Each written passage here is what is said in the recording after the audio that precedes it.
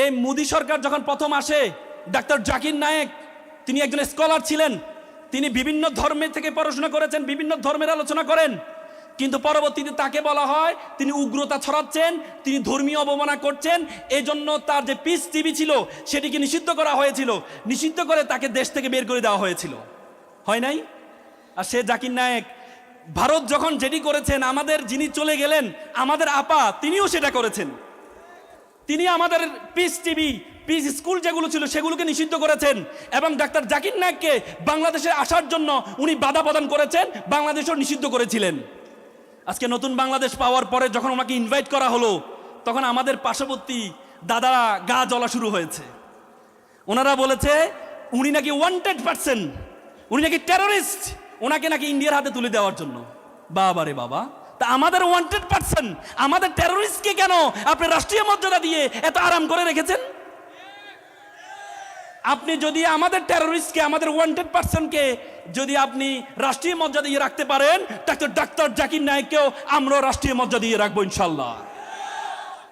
বাংলাদেশের ইতিহাসে যারাই কোরআনের কথা বলেছেন, যারাই কোরআনের কথা বলেছেন, শুধু আপনি আল্লামা দেলোয়ার হোসেন সাইদি, তিনি কোরআনের পাখি, ওনাকে যখন গ্রেপ্তার করেছে, কিসের জন্য গ্রেপ্তার করেছিলেন জানেন আপনারা? কোরআন অবমাননার কারণে। ওনাকে যাবজ্জীবন দিয়ে মেডিকেল কিলিং এর মাধ্যমে ওনাকে হত্যা করা হয়েছে। কিন্তু আল্লামা সাইদিকে হত্যা করে কোরআনের যে রেভলিউশন সেটা কি বন্ধ করা গিয়েছে? প্রত্যেকটা ঘরে একজন সাইদি তৈরি হয়েছে, শুধুমাত্র আমাদের দেশে নয়। If you look to the background of the history of the world, আপনি সক্রেটিসের দিকে তাকান। সক্রেটিসকে প্রথমে গ্রেপ্তার করা হয়েছিল ধর্মীয় অবমাননার কারণে, হেমলক বিষ দিয়ে তাকে হত্যা করা হয়েছিল। গ্যালিলিওর দিকে তাকান, গ্যালিলিওকে ধর্মীয় অবমাননার কারণে গ্যালিলিও একটা থিওরি দিয়েছিলেন। বাইবেলে যে থিওরিতে বলা হয়, বাইবেলে বলা হয়েছে যে পৃথিবীর চারপাশে নাকি সূর্য প্রদক্ষিণ করে, যেটি দেখা যায় সূর্য একবার উঠে একবার নামে। বাইবেলে বলেছে, কারণ বাইবেলের অংশ তো তারা তৈরি করেছে।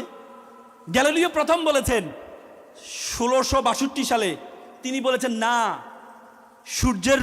সূর্যের চারদিকে পৃথিবী প্রদক্ষিণ করে। এটা বলার কারণে উনি নাকি ধর্মকে অবমাননা করেছেন, এই জন্য ওনাকে গ্রেপ্তার করেছেন। গ্রেপ্তার করে পরবর্তীতে মেডিকেল কিলিং এর মাধ্যমে যাবজ্জীবন কারাদণ্ড দিয়ে আল্লামা দেলোয়ার হোসেন সাইদির মতো ওনাকেও জেলে হত্যা করা হয়েছে। কিছুদিন আগে 1992 সালে ভ্যাটিকান সিটি, যেটা একমাত্র ক্যাথলিক খ্রিস্টানদের একমাত্র রাষ্ট্র, পৃথিবীর ছিদ্রায়িত রাষ্ট্র ভ্যাটিকান সিটি, সে ভ্যাটিকান সিটির পোপ বলেছে গ্যালিলিওকে যে আমরা হত্যা করেছি এটা আমাদের জন্য ভুল ছিল, গ্যালিলিও সত্য ছিল। এবং ওনার বই স্টোরি মেসেঞ্জার, সেই বইটা নিষিদ্ধ করেছিল। সেই বইটা সবার জন্য উন্মুক্ত করে ওনাকে রাষ্ট্রীয় মর্যাদায় সম্মানিত করা হয়েছে। তো সুতরাং পৃথিবীর এই ইতিহাসে যারাই ধর্ম নিয়ে কথা বলবে, ইসলাম নিয়ে কথা বলবে, তাদেরকে এই শাস্তিটা দেওয়া হয়। তো সুতরাং আজকে আপনারা এখানে যারা আছেন, আপনাদেরকে আমি কয়েকটি পরামর্শ দিয়ে আমি কথা শেষ করব।